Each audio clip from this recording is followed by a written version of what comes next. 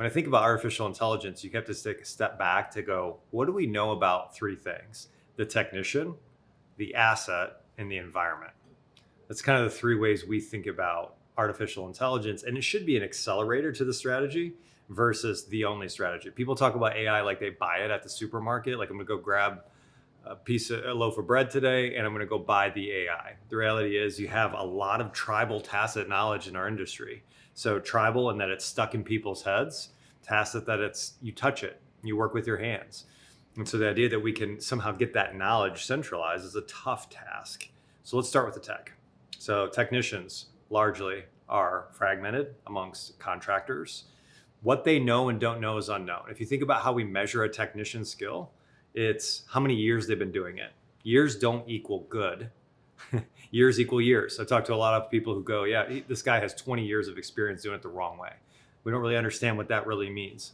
So you got to understand what they're capable of, understand how they've been certified, how they've been trained, and then engage them in a way that's meaningful across their job. But then look at the asset. What do we know about assets? Well, not a lot. If you look at all the stakeholders, OEMs don't know exactly where all these assets are. Distributors don't, contractors don't.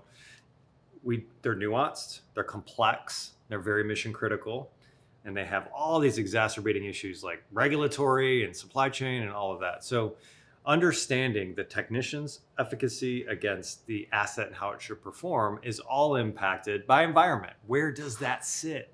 Is it sitting in Alabama and Tennessee and Michigan and California? Because it's going to perform differently in those places. So you have to start there. You have to understand what data do we have about those three things? And then how do we connect the experience given those three factors between the tech and the asset to create a custom experience every single time? So when I think about AI for the tech, once you start to understand those things at scale, and that's a big task, it's something we're working on here at XOi, I go, all right, well, first I'm looking at busy work.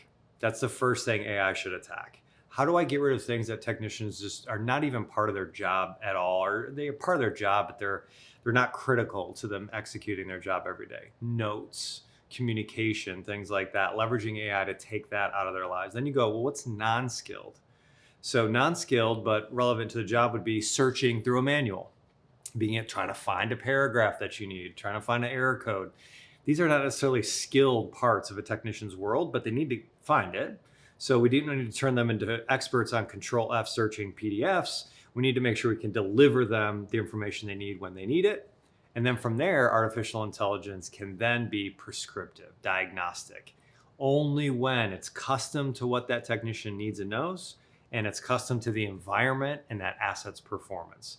That is really the holy grail of AI, is creating a custom interactive experience that takes into consideration the technician's skill, the asset's performance, and the environment that it sits in.